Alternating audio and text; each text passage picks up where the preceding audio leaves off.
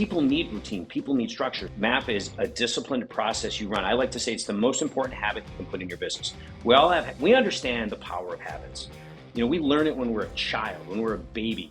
As a parent, you're like, let me get this kid to sleep. Let me get him to bed at the same time, get him up at the same time. Let me feed him at the same time. You want to get him on schedule, routine. And then we open businesses and we're like, where's the routine? And people need routine. People need structure. So what I say, MAP's the most important habit.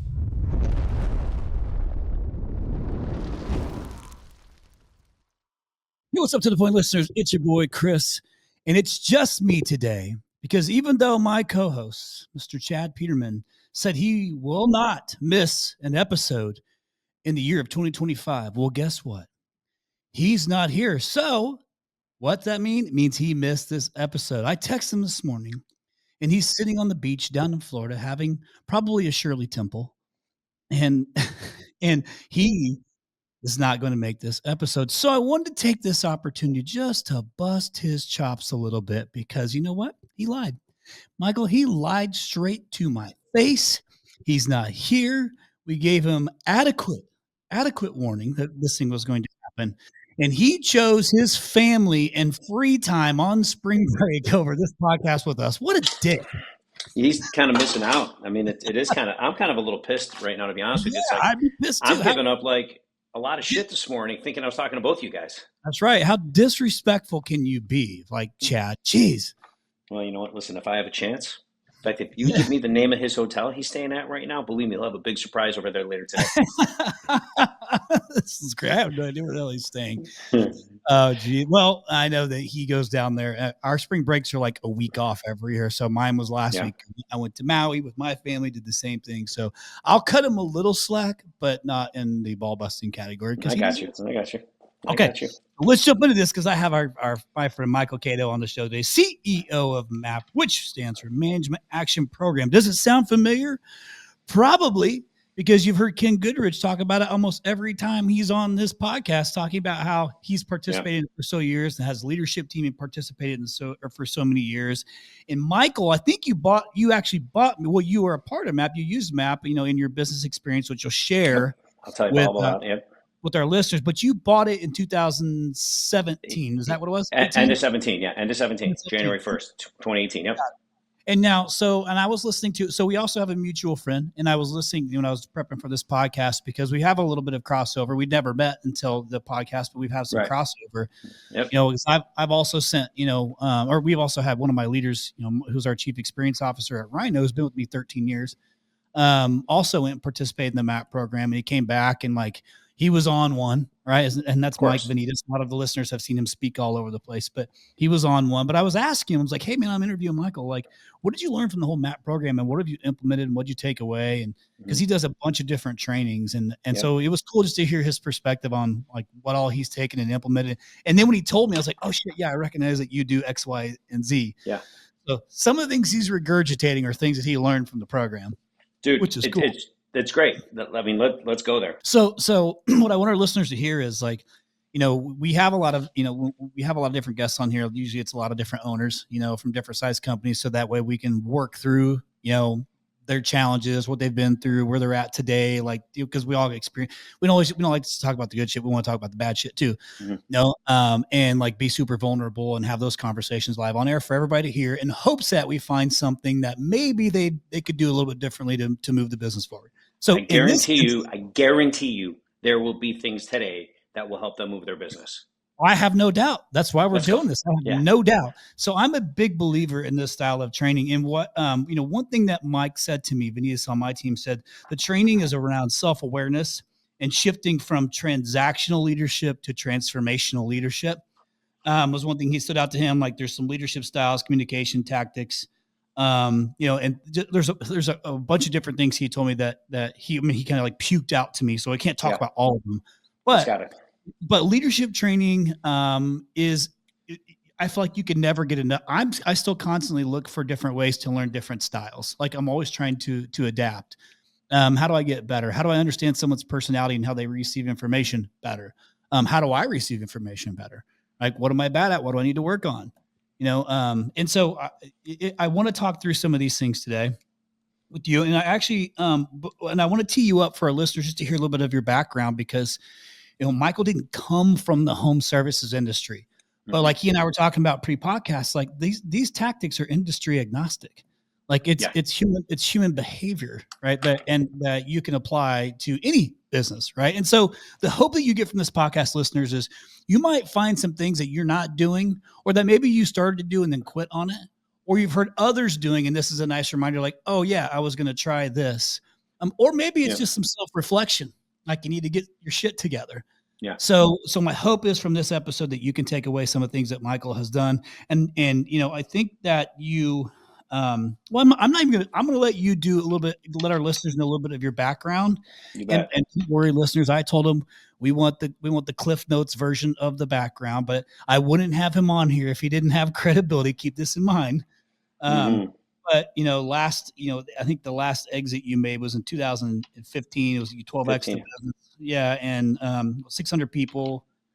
Yeah. I can't remember what it was. Something like some big. I'm not going to do it justice. Yeah. I'll tell So, you all about it. yeah, Michael, go ahead and jump in a little bit of the background, and then I'm going to dig into some of the tactical things from MAP that Mm-hmm. you've been using to help these business owners grow both professionally and personally. So let it rip, buddy. Yeah, bro, listen, great to be here. Thank you very much. I appreciate it. Love what you're doing. You look great. Love the background. You might say, what's that shirt say?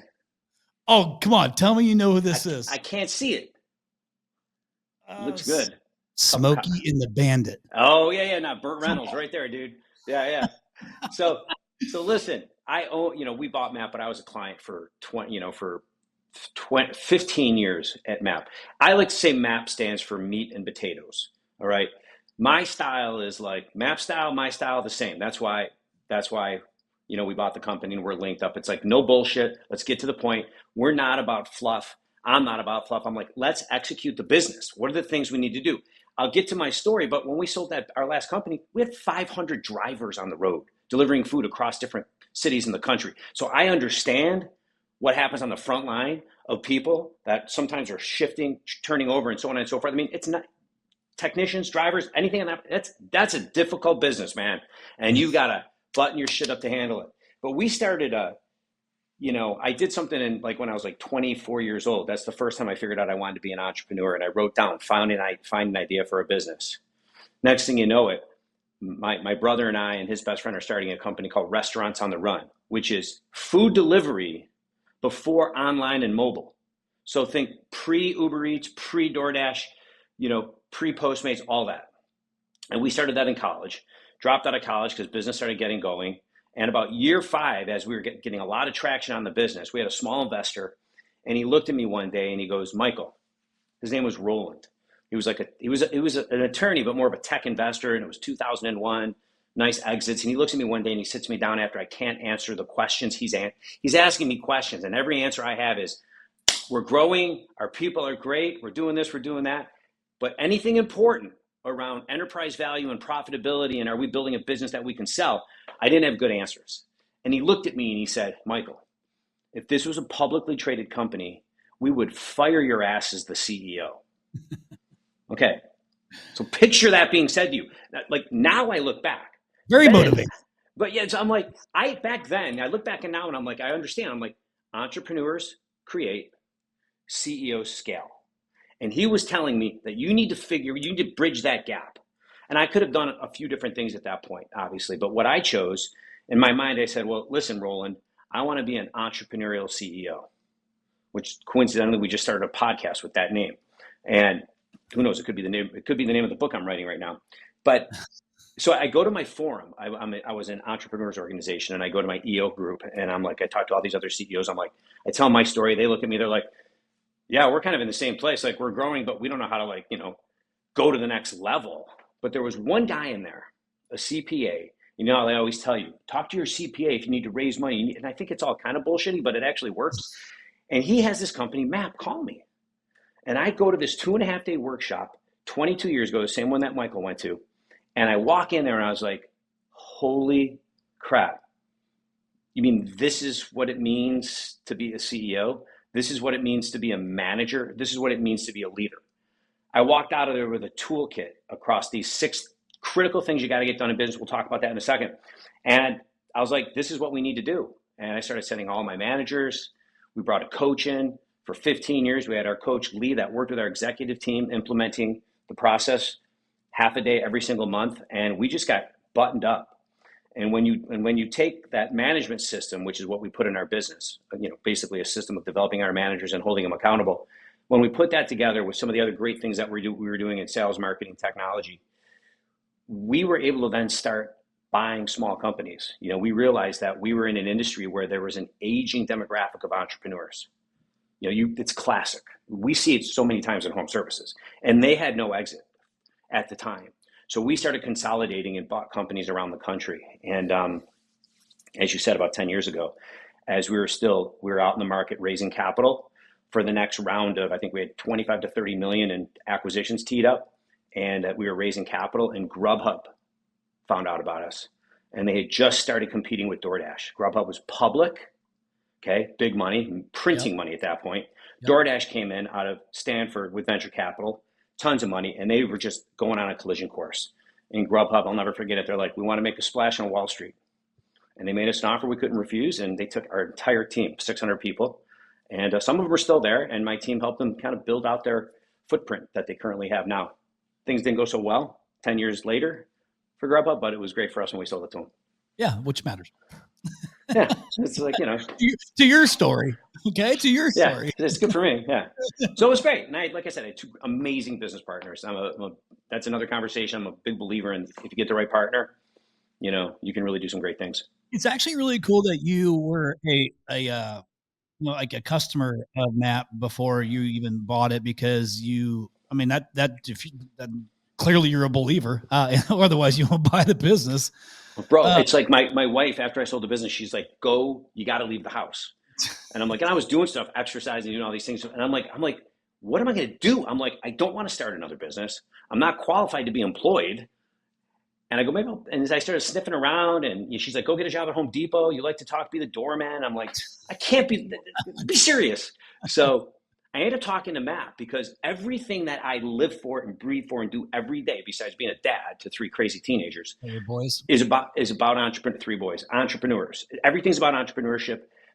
How do we build businesses? How do we scale businesses? Because I believe entrepreneurs change the world. We change the world because when we build companies, we create jobs, and that's how you raise the standard of living. I'm moving fast, but that's what I believe, and that's what MAP does. And so it was a perfect link. So I bought them, and I said, let's go. Yeah, dude. You know what's cool is that you and I are talking about this, but one of our mutual friends is Skylar Lewis, and Skylar Lewis, who listened to the podcast with him and Jeremy Williams on it, from Rise Up Kings. I participated in that program, and his whole training is really around these four pillars. His four pillars is you have your faith, family, fitness, and your finances, which is essentially your business. And I live by those four pillars to this day. Like every morning, like I still get up and I journal based on those four pillars, and I don't win all four pillars every day. No. But I still am holding myself accountable to those four pillars every day. So I've just adopted some of those processes, and you guys had a great podcast, together, that I listened to when I was preparing for this.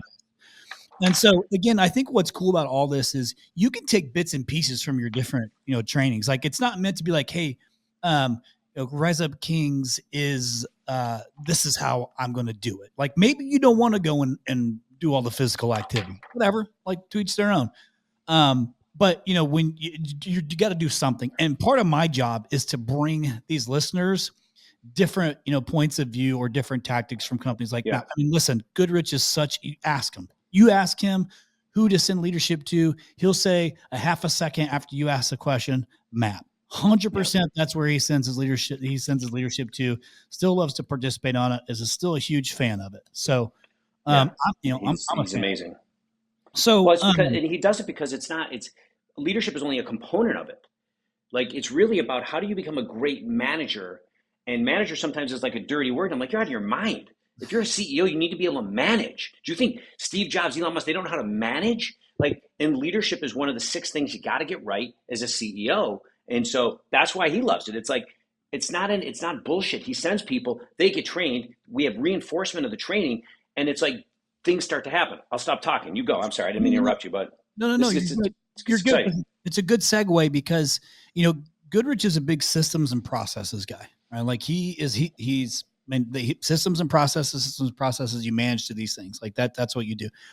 But he's sending his leadership team on how to best manage those systems and processes in addition to themselves as human beings. Yeah. So what I want to do is, there's a lot of these different opportunities out there. And by the way, this isn't like, and to our listeners, this isn't a pitch, right? Because no, I've not done it. I'm just saying, once you hear enough about good trainings, it's my responsibility to bring it to you guys to hear some of the good things that Michael's going to give to you, regardless of whether you use MAP or not. And then hope you pick something up, and then if you want to explore more, well, I'll share his information towards the end. We'll talk about it, but I want to get into some of these. Let's just talk about apples to apples. There's a lot of different leadership trainings, a lot of different management trainings that are out there. Maybe just kind of hit me with the high level one. I love your intensity and your energy. It's like next level, which is already infectious, but not everybody has that, Michael, right? Like, yeah, true. It is a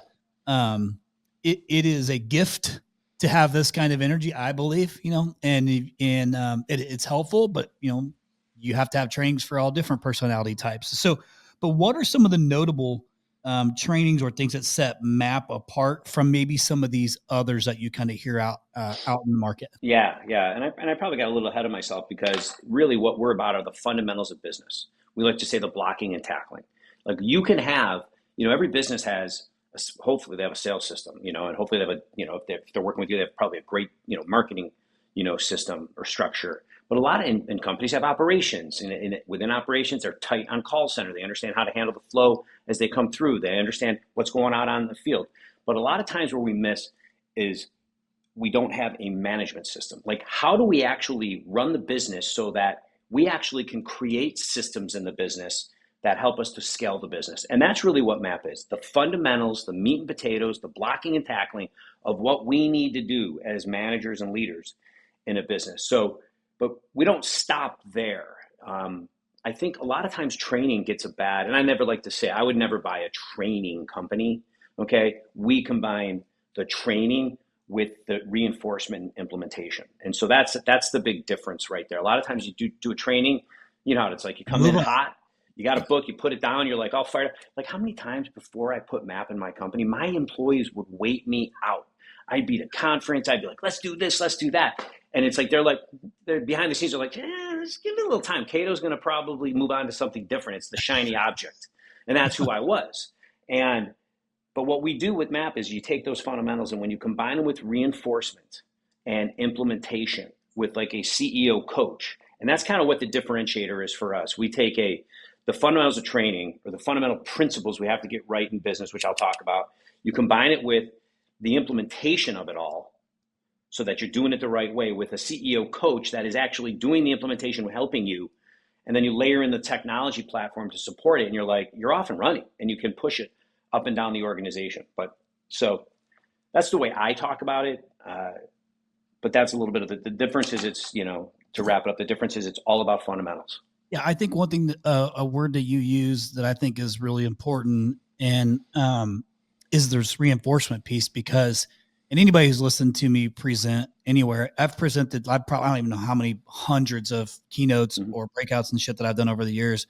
And I would usually always kick it off with this rule I would call the 95-5 rule.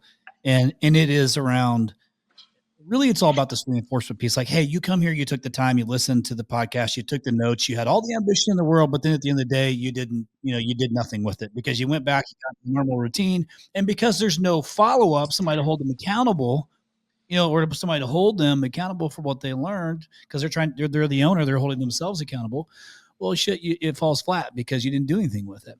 And so I love the fact that there's reinforcement. And what made my time with Skylar so good is the volume of follow-up is insane. And the volume of technology to use to follow up is insane. And even to the point to where, like, the journaling I do in the morning comes from that. So it's a constant reminder. Now there's some self-accountable, like I still have to wake up early and do the things. Like, I could not do things and they would be useless. But the key word that you use is reinforcement. Yeah. And that's critical, right? To this is sometimes you don't have that discipline to keep doing the things you need to do when the event is over and the shiny object is passed. Now you're looking for the next one. And he's just like, you gotta the discipline, I think, a is one of my favorite words because it's That's the word for MAP. MAP is a disciplined process you run. I like to say it's the most important habit you can put in your business. We understand the power of habits. We learn it when we're a child, when we're a baby. As a parent, you're like, let me get this kid to sleep. Let me get him to bed at the same time, get him up at the same time. Let me feed him at the same time. You want to get him on schedule, routine, routine, routine, routine, routine. And then we open businesses and we're like, where's the routine? And it doesn't, people need routine, people need structure. So what I say, MAP's the most important habit because it's that monthly meeting that happens to reinforce everything that you learned and it happens at every level, which we can talk about. But listen, this stuff isn't sexy. Okay. Your stuff that you do, sexy. Okay. That's hot. Like, that's cool. What we do, bro, it's the fundamentals that you're like, yeah, that's not a shiny object we're chasing right there. That's not a cool picture like in your background. This is the shit we need to do to make sure that the stuff that we do with you works, that we can actually, because you would drive the hell out of a business. And our job is to make sure that the company's capable of managing that. Yeah, I mean, we did a whole episode on blocking and tackling and how some of the best businesses focus on the unsexiest part of the businesses, which is exactly what you're talking about. You have to. Because that is where you can make the most movement, both top line and bottom line, by the way, is in the unsexy part of the business. I can't remember what episode that was, but it was a great one. There's so many of them. I was trying to look through them all. So you had some great guests though. I love it.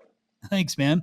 So I'm going to make a little bit of a pivot here too. And yep. When I talk about when I talk about leadership, or leaders in general, I don't believe that leaders and managers are the same.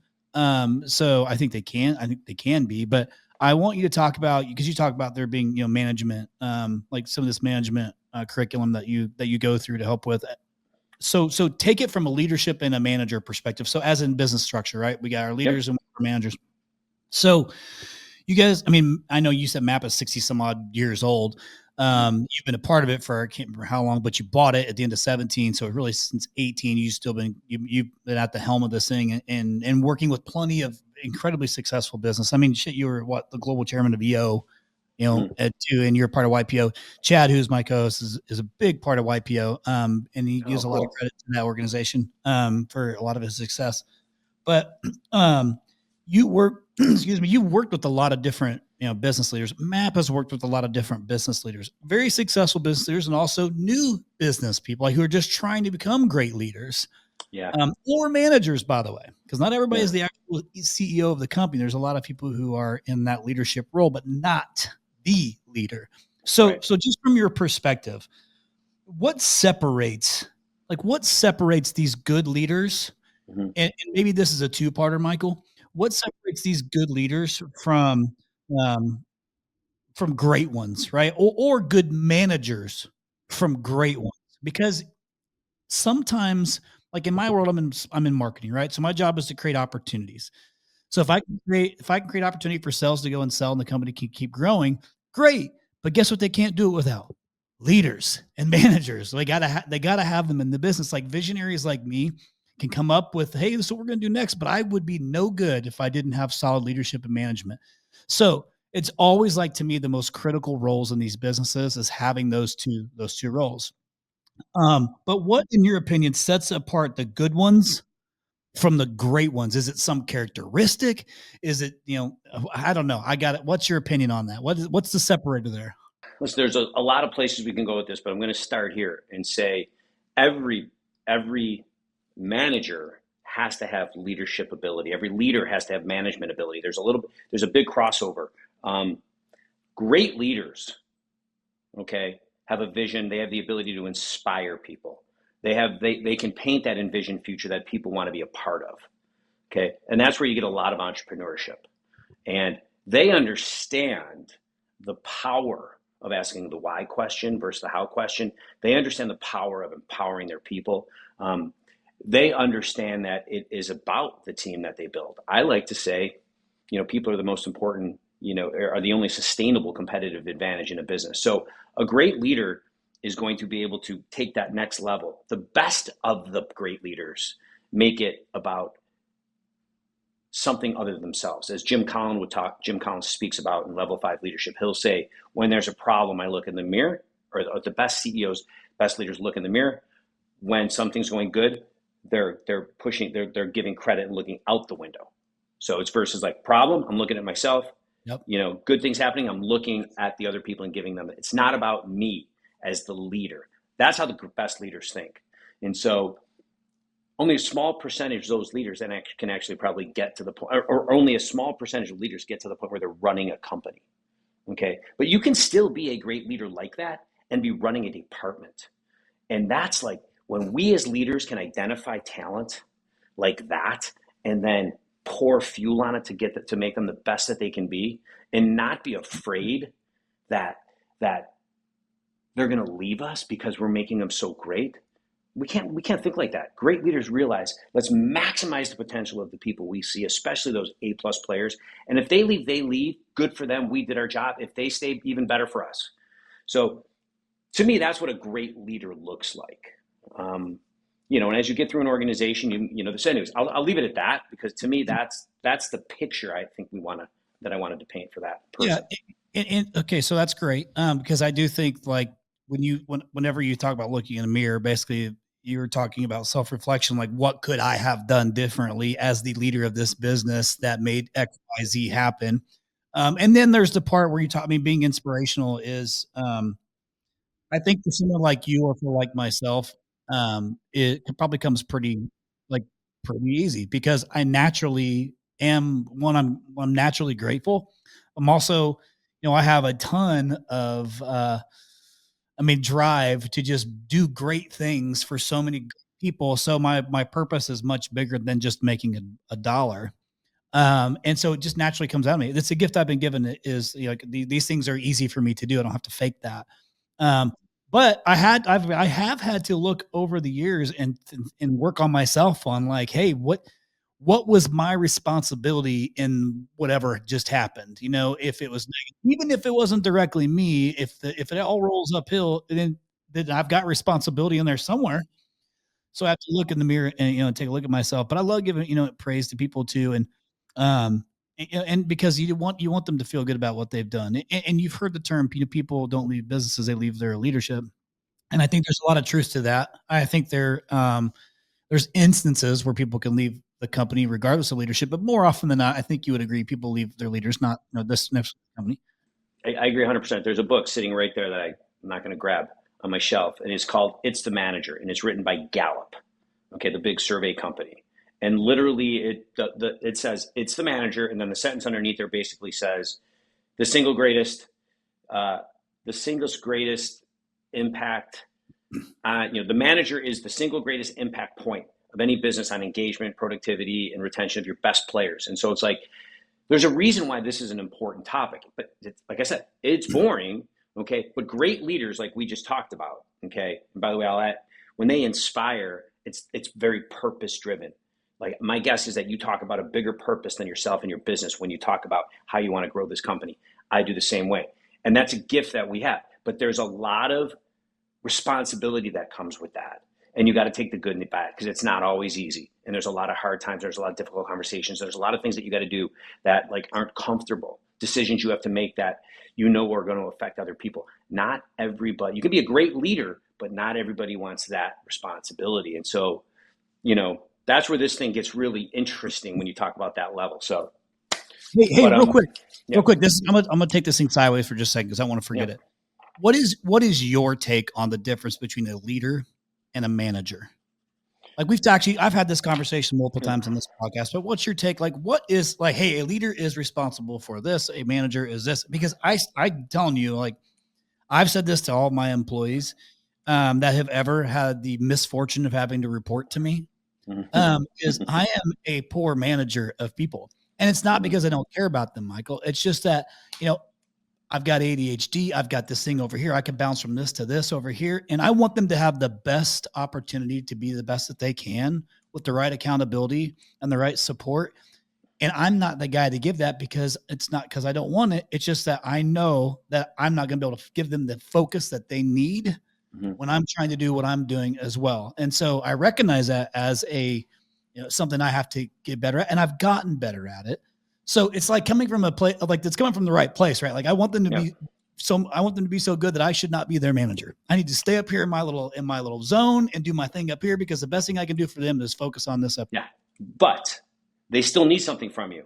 And I think about MAP and the team that we just built, and a great executive team, all former clients, all of them have had exits using the MAP process, and then we were able to recruit them into MAP as a leadership team. And so you would think, my job's easy. I don't have to do anything. No, they hold my ass accountable. They say, you got to make this choice. What about this? What about, we need this? We need this. You need to make these decisions. And I know I'm a little off track, but CEOs, there's 4 to 5 things CEOs have to own. Okay. And you have to make sure, we as CEOs have to make sure that we own those things. And for those CEOs that are listening, we own vision, or I should say we own strategy. Okay. That's a great topic. I love talking about that. Probably won't have time today. Strategy. We own people. We got to assemble the best team. Okay. We own cash. We need fuel for our business. We need to make sure that our economic engine works. We own creating a culture of execution and learning, continuous learning. And we own making sure, and I made this mistake in my last company, we own making sure that we are very, very active in the ecosystem that we play in, like you are with your podcast, so that when the time might come for an exit, people know who we are. When the time comes to hire the next level of talent, people might know who we are. And we have a story that we tell. That's what we have to do as a CEO. But you asked me a specific question, the difference between a manager and a leader. And the easy answer is leaders ask why, managers ask how. I think that's a little shitty, to be honest with you. I think that's a little too simple. I believe every manager needs to have some leadership ability, or they will not be an effective leader, or they will not be an effective manager. Every single manager needs to be great at a few things, and they need to understand how to lead people. It doesn't have to be this big vision that we talked about for the CEO, but they need to know how to inspire their team. They need to know how to coach their team. They need to understand how to ask the right questions to their team. And I'd say the most important question they have to ask is, what's the goal? Any interaction, what's the goal? And prepare for that communication. So to recap, I believe every manager have to be able to lead. But I understand what you're saying about yourself and what you're saying about me. Like, I'm not a great manager. The reason I put MAP in place was because I wasn't a great manager. So here's the difference. Great leaders know that they're not a great manager. And they surround themselves with the process and the people to make sure that their leadership can be effective, because they understand. I understood. I brought MAP in because I knew I was a hot mess as a manager. I could lead, but I still had to have the discipline to put everything in place that I know I needed to do as an entrepreneurial CEO. But I needed help. That's why I brought in a coach. That's why we hired the right people. So I don't know if that answers your question, but I can say that's my experience on how it works. Yeah, and I think that, well, actually, just the 2 explanations on, why and how, are good explanations. It's simple, but it is true, right? You have, a vision is only good as its execution, right? You have to, what's the phrase I've heard is, if you hope is not a strategy. That's one. Yeah. If you fail to plan, you plan to fail. Yeah, exactly. But somebody's got to execute on all these things. Mm-hmm. I do agree with you. I think that I'm not a fan of, you take the best person in that role and you immediately get to give them a, you promote them into a management role. No, that's the biggest mistake we make. Well, I hear that happening often, and it sets you up for failure. But you could help that person become a manager by doing different trainings and things like that, because sometimes they just don't know they're capable. They just don't have the training, right? Or they don't have the systems or the processes or anything like that. And that's why MAP exists. Exactly. I mean, the origin story of MAP was our founder went in, and he had a great background. He would go into companies and he would say, let's put a management system in place. And a management system is just a way to measure performance in your organization. How are we doing as a company? How are we doing as individual teams? How are we doing as individual players? Are we all moving in the right direction? Is everybody setting goals every single month? And it's just like magic. Well, he was doing that in companies, and he realized that these companies, it wasn't working. They were failing. They kept making the same mistakes. And he literally stopped and he goes, I'm not going to consult with these companies anymore. And he went back to the drawing board and built the other side of the business, which is the training. He said, every mistake that these companies are making are one of 6 mistakes. Those 6 fundamentals that I can talk about in a second. And that's what the training is. And so that's what Matt built. So that's why we exist, is for just what you said. One of the biggest mistakes we make as leaders is we think an individual contributor will make a great manager. And then we promote him. Okay. And he might succeed or he might fail, but here's the gap. He probably doesn't get the training. And the training isn't just go to a workshop for 3 days and have someone throw up on you. No, the training is there's pre-work. And when you walk in there, like with Matt, the workshop was personalized to me. When I walked in there, like on the wall were like my strengths and opportunities based on feedback from the people that knew me the best. Yeah, I did that. You did that, yeah. I did that for Mike. Oh yeah, see? And then that combined with my behavioral style, which is a DISC, D-I-S-C. Yep. And I was like, okay, wait a second. So I'm not good at accountability and I'm not great at follow-up, but I can see why, because I'm a high D and a high I, which means I'm a driver and I love talking to people. I'm like, I'm not a systems guy. So I brought in, as a leader in my transition from entrepreneur to entrepreneurial CEO, I said, well, now I need to bring something in to help me and my team evolve, because I won't be able to do it. So that gets back to how you go from being a good leader to a great leader. Hey, let's talk about this, because you brought it up and it like piqued my interest, and I bet you our listeners as well. You talked about these 6 mistakes, and I think that that's something that's worth hitting on, and it's something that's easy for people to remember because we all make mistakes, no matter how good we think we are. But so you talked about the one. I'm assuming that was one of them where we promote people who aren't ready to be promoted. And so maybe let's hit on those real quick and get on the path. Yeah, well, we've already been hitting on the one. The first one that I start with when I talk, especially when I'm talking to CEOs and leaders, I always talk about leadership. As a manager, there's 6 things, fundamentals you have to get right. First one's leadership. And for the CEO, that means what we said: vision, where are we going, purpose-driven organization, core values. Okay, but for the manager in the business, that's not the CEO, that's leading a team, it means similar things in that version, but it also means a lot of, like I said, it's one-to-one coaching. Are you developing your people? Are you setting the tone? Are you living the core values? Do you put them first and help get them to where they need to get in order to be successful in their personal life and in the business? And we talked a lot about that one already. What else let's keep going down the path. Let's go. The second one. The second one's communication. And that's the second fundamental we need to get right in the business. At the CEO level, we're probably, by the way, everything I say for the manager applies to the CEO. But for the CEO, we're like, we have to have our brand story locked up.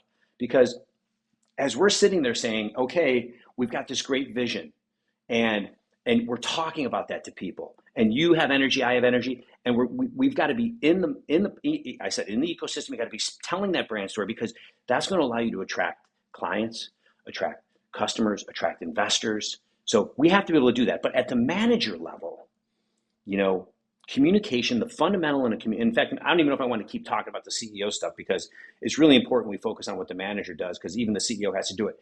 Communication is about communicate. We have to be able to communicate with clarity. Okay. We need to be able to communicate for understanding, a clear message that we make sure is understood. Because when so for example, I said, what's the goal? When any communication that we walk into as a manager, we need to ask ourselves, or as a leader, is like, what's the goal of this communication? What am I trying to accomplish here? And then when you have the communication, it's very important to ask this specific question. Can you play that back for me? Or some version of that, so that when that person leaves the room, everybody's super clear and has clarity on what we just talked about. How many times do we sit in meetings and we leave, and not only does nothing get done, just people don't understand what the hell the interaction was for? So that's the second fundamental. Are we able to communicate with clarity? Yeah, that's actually a really good point you bring up too, because sometimes people hear what you say differently than the way you mean it. So at that habit of asking the question, repeat it back to me, will help bring some clarity to that communication. Yeah, and you can do that in any kind of situation. We could be on stage and you've probably done it on stage where you go to the audience and ask them a question, or I'll end a lot of meetings. Like every meeting that we run with our MAP process, we always ask, what's your key takeaway? What'd you learn? But so that's the second fundamental thing, which is communication. So anyway, so you got leadership, and these are all fundamentals of a business and a manager. It's the third one. The third one, we call it staffing. Do you understand what it means to have the proper process around staffing in your business? And I know it doesn't sound sexy, but it can be very good. Like, do you have a job? You can start with recruiting, but I'm not even going to do it. Ken will talk a lot about this. Do you have a job scorecard for that person? Number one. First thing, and some people call it a job description. That's boring. Job scorecard, way more sexy. Sounds way cool. How they win. Way cooler, all right? Way cool. Do you have a process to interview people? Some people use top grading, some people use different behavioral ways, but do you have like a real process that's not just the sniff test? Like, is there breadth? And I know it's really hard, like coming from a restaurant delivery business, looking at home services, like, man, there's never a day that we're not like, we need people, we need people, we need people. So, but do we do more than the sniff test?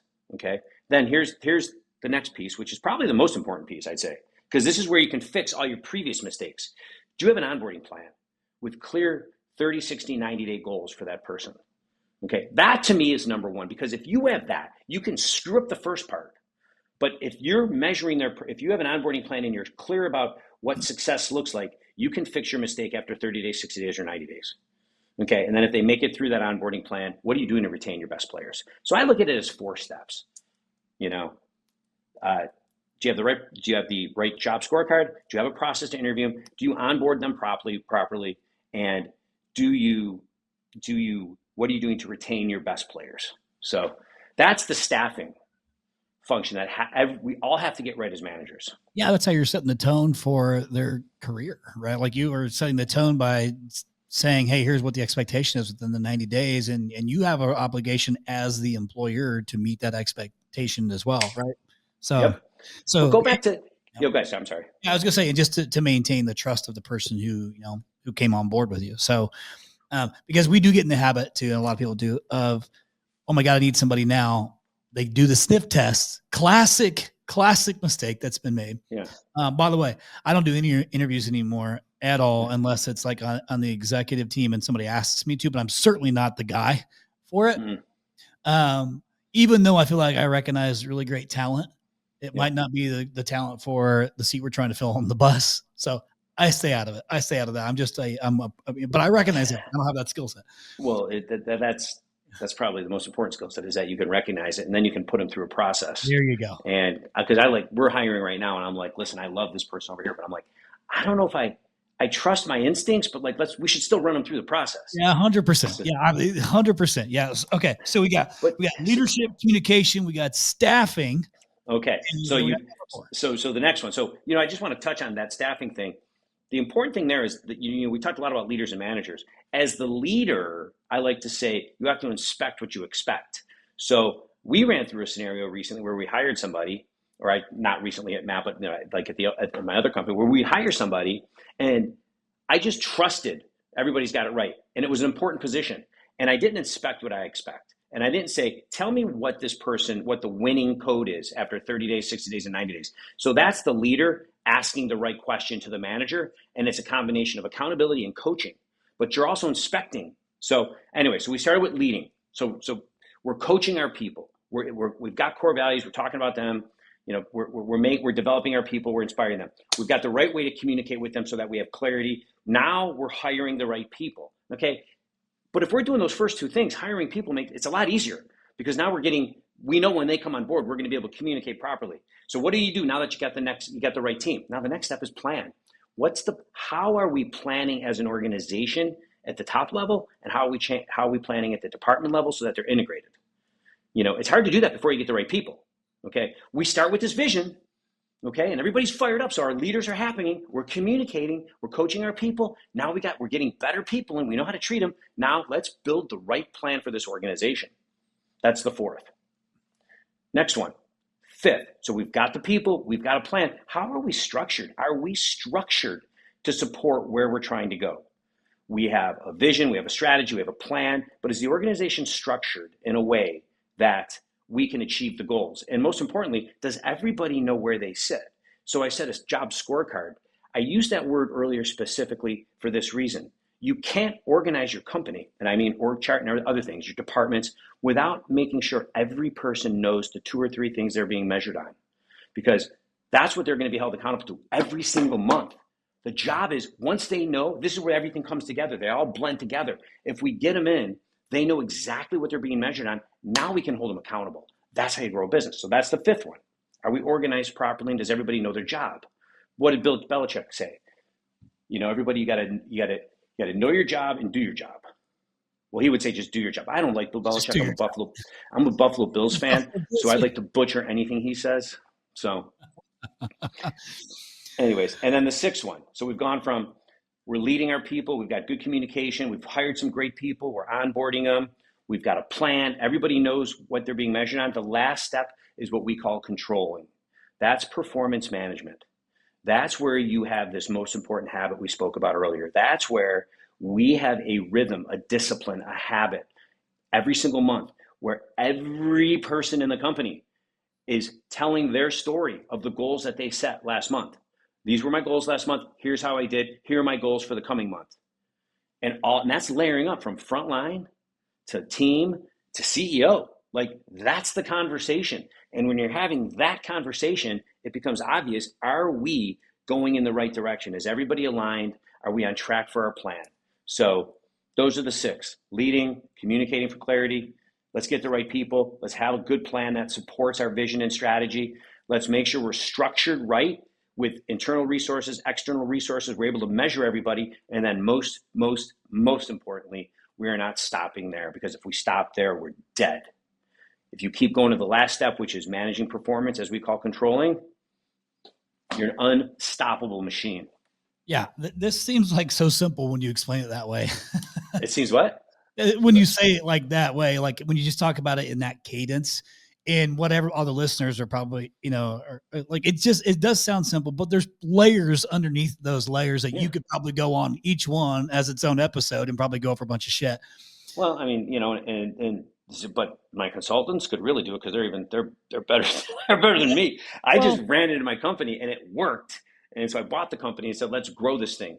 So yeah, you had managers manage those processes. And we had a coach, and everybody got trained. Like, it's like, and I never miss a meeting.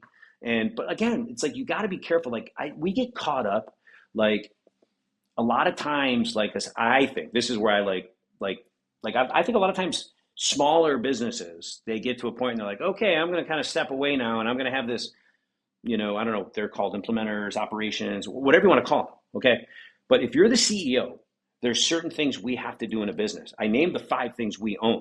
So we have to make sure we're doing those things. And our people need to know that there's a CEO engaged in the company, and our direct reports need to know that. And so, listen, we don't have to be in the weeds on everything. All right. But I've got 4 direct reports. Like, technically, we have our weekly meeting.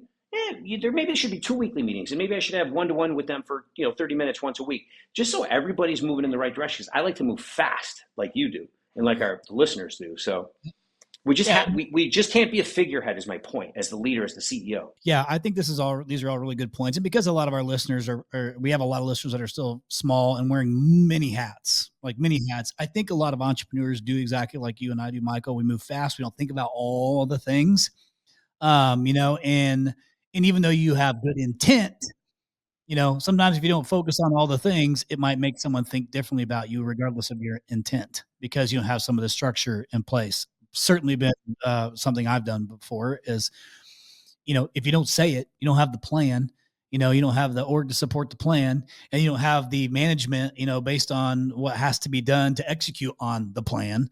Well, then how do you continue to coach the person to, be better if you don't know where it's falling short, or they don't know where it's falling short? You know what I mean? Like, it's not like a moving target. Fuck that. Nobody wants a moving target. That sucks. You're totally right, dude. And listen, my guess is, like, most of the listeners are like I am. Like, sometimes we're just like ready, fire, aim type of thing.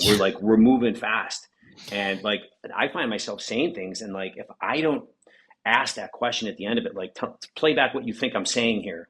Like, Or, and by the way, when you're delegating, you use the same technique. If you're delegating something to somebody, you got to play it back so that that there's a deadline and so on and so forth. But I move so fast, if I don't stop and ask, man, like they could be working on completely the wrong thing of what I thought what my intent was, but what came out of my mouth, because things move too fast from my brain to my mouth with not a lot of like filters. Yep. And it's like, bro, it's like I gotta pause and put a little extra step in there to make sure. Yeah, listen, like in a lot of ways, I'm still the same, where I'm like jump and build the parachute on the way down. It's just like that I've learned how to do that and know how to, and know how it needs to work I know how to build the parachute quickly. Yeah. But sometimes, we can get in our own way of, not jumping at all, which is another mistake, right? Like there's supposed to be progress over perfection, but and that, by the way, that shit happens still. I still do that. I still wait too long on decisions. I was counseled by my executive team in the last 4 months. It's like, you need to make decisions faster. I'm like, okay, got it. Yeah. Analysis paralysis is real, by the way. Like, yeah.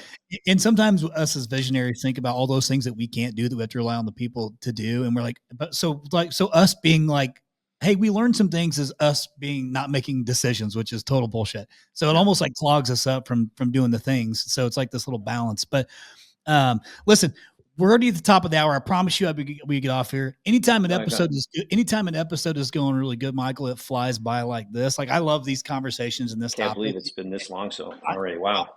So we'll definitely have to do a follow up on some of this stuff. We'll kind of pluck out what the listeners' feedback is on what they liked from it, and then we'll take one of those and turn it into another episode. Sounds good. Real quick though, before we go, I want you to make sure you give to our listeners if they want to, connect with MAP, even if you're open to it, like, what's the best way for them to connect and learn more about it? And yes, you can ask Goodrich too, but I'm telling you, he's going to take you 3 days to reply to you. So just go. But maybe what's the best way that they can connect with you guys? Yeah. Before I say that, I want to say, like, listen, I'm a big believer in companies having a system to run their business, a management system. And I know there's a bunch of them out there. What I would say is, think about your rhythm, because some systems are 90 days. I'm a firm believer in 30 days, where you're evaluating the business every 30 days with a coach, a former CEO in the room with you. A lot happens over 90 days. A lot changes. And so, and it's very difficult to run your own meetings if you don't have a coach in there. So our differentiators, we do, and this is not a plug, I'm just saying, work with a system, but make sure you evaluate who your coach is, what the rhythm is, all those things, because it's really important to get it right. Our website's mapconsulting.com. I can be reached at MC as in Michael Caito at mapconsulting.com. I'm also on LinkedIn. I put a lot of content multiple times a week on my LinkedIn handle as well. Cool, man. We'll make sure to share some of that stuff in the show notes as well, so that way they can connect with you pretty easy. But man, listen, I appreciate hopping on. It was good to meet you, man. I've heard so many good things. Finally, I love it. And the program overall. And it's cool that I've even had my own, employees in there running the program, and my friends have been a part of it. And, Skylar, so I love it whenever there's all these paths that cross over, but I've never actually met the human being. So it's good to meet you, dude. I love your energy. It's great. Well, dude, you're awesome. Your energy. I got to get your setup there. I mean, I'm sitting here in my office, standing here with a whiteboard, and I'm like, what am I doing? Look at what you got going on. You're standing up, getting after it. And it makes me want to stand up and get after it. But that's just kind of feeding off of you a little bit here. But listen, love it, dude. If we could blow past this, I totally would have. But I know you and I both have a meeting. So I just want to say, I appreciate you giving me the time and coming on here. I know it took a little bit to get it set up, but thanks, dude. And I appreciate you pouring into our listeners. I love it. It's been my pleasure. And, great to be here, and anything I can do to help any of the listeners, I'm always available. Awesome, man. We'll keep kicking ass over there and helping everybody out. I love it. And to all of our listeners, he gave those 6 mistakes, and we'll run through them again too. Hell, I might even name this one, something like the topic of this one around those 6 mistakes and around. Oh yeah, for sure. So, but he shared a lot of different things, and again, not all the stuff works for everybody, but I guarantee you, part of it does. And even if that something is just being aware of what is my hiring process actually look like? Is there even a process for it? Am I the one doing the sniff test? Because I'll bet you a bunch of you listeners do the sniff test. We've all done it. So this is your notice. Put an actual plan in place for hiring that helps you find the right talent to run your plan. And then make sure they have a clear expectation on what those first 30, 60, 90 days look like to set the tone, but make sure that 30, 60, 90 days is just the beginning, running to the plan to execute on that year's strategy. So, well, are you ready to start consulting? Let's go. I'm just listening, man. I've had to learn how to be a better listener over all these podcasts. It was great stuff, man. And you can't do it all at once, man. You like you said, the 95-5. Pick 5% of what you heard today and say, this is what I'm going to do. And if you need help, let me know. Absolutely. And that actually is the perfect way to segue to my outro, which is you don't have to do everything, but you have to do something. No 0 days.